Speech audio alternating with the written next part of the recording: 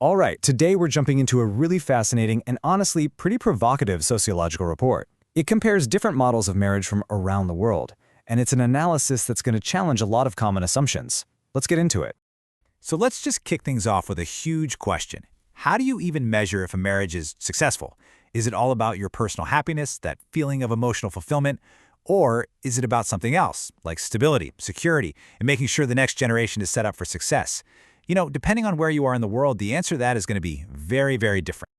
And that's where this report's core thesis really comes into play. It makes this really bold claim that the contemporary Chinese marriage model is just better at handling risks and building what it calls social capital. The value you get from having strong family and community ties. That's a powerful statement, so let's unpack how they even got there. Now, to really get what this report is arguing, you have to understand the lens it's using. It's called functionalist sociology. So what does that mean? It means it isn't measuring marriage by romance or how happy one person feels. Nope. It's looking at it like a system. It's asking, what is its function? Does it keep people safe? Does it create wealth? Does it help kids thrive? It's a very practical, results-first kind of viewpoint. Okay, so keeping that functionalist idea in mind, let's dive into the first pillar of the report's argument. And it starts with the most basic function of any partnership, just physical safety and stability.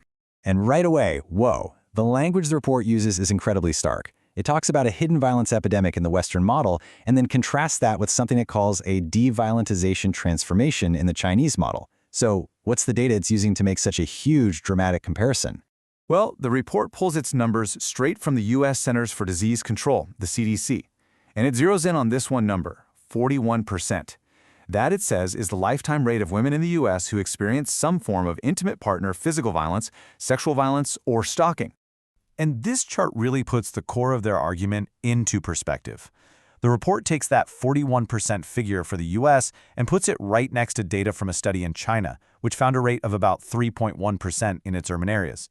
I mean, statistically, the difference they're presenting here is just massive. So what's the reason for this huge gap? Well, the report says it comes down to culture. It argues that in the Chinese model, you have this powerful force of face culture, where your public reputation is everything, plus the judgment of a really close-knit community. By contrast, it describes the Western model as having more atomized or disconnected communities, where those kinds of informal social pressures just aren't as strong. All right, so we've talked about physical safety. Now let's shift gears to the report's second pillar, which focuses on another key function: building a solid economic foundation right from the very start of a marriage. And this is where they introduce a really interesting concept they call the 6 wallets. Just imagine this. You have the groom, his parents, and his grandparents all pulling their money, all their savings, specifically to buy a home for the new couple. It's a massive multi-generational wealth transfer. And the effect of this, according to an HSBC survey they cite, is pretty dramatic. It shows the homeownership rate for millennials in China is at 70%. That's double the rate for American millennials, which is at 35%. The report argues this just provides a level of stability and gets rid of a huge source of stress from day one. Now, this next part is really interesting. The report takes a look at the bride price, or Kylie, and totally reframes it. They argue that in its modern form, it's not a payment for a bride, but more like startup capital that goes directly to the bride, becoming her own personal money. They even call it a form of fertility insurance, something that gives her financial independence, especially if she decides to take time off to have kids. So this table kind of lays it all out, side by side based on the report's view.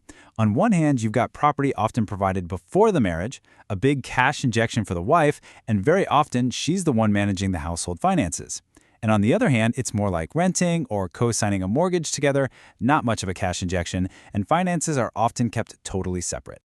Okay, building on that idea of family investment, the third part of the report really expands the whole idea of what family responsibility even means. It's not just about the couple anymore. What the authors are saying is that the whole cultural script is changing. It's moving away from the idea of a woman marrying into her husband's family and more toward two families basically merging. And this creates what they call a dual lineage support system, a network from both sides where the husband's job suddenly gets a lot bigger. So what does that actually look like? Well, the report says the son-in-law is increasingly seen as half a son to his wife's parents. And that comes with real expectations, like sharing the costs of taking care of them, providing emotional support, and there's even a higher acceptance of living with the in-laws to help them out. All right, we're at the final pillar of the report's argument: This one looks to the future. It's all about investing in the next generation. And they use this common saying to really capture the mindset they're describing. No matter how poor, you can't be poor in education. The report argues that this belief system makes spending on a child's education the absolute top priority for the family. But it's not just about writing checks for tuition, right? The report says the father's role itself is evolving. He's not just some distant provider anymore. He's becoming an active coach and a strategist who's deeply involved in planning out the kid's entire educational journey, from which school they go to what career they should aim for. And this strategy is a full family affair. Get this, the report highlights the statistic that nearly 46% of daytime childcare for young kids is handled by grandparents. And who's often the one organizing and coordinating all of that to make sure the kid is covered while the parents are at work? The father, in his new role as the family's strategist. So, let's tie this all together. The report basically concludes that, from its very specific functionalist point of view, this model has real structural advantages across 5 key areas.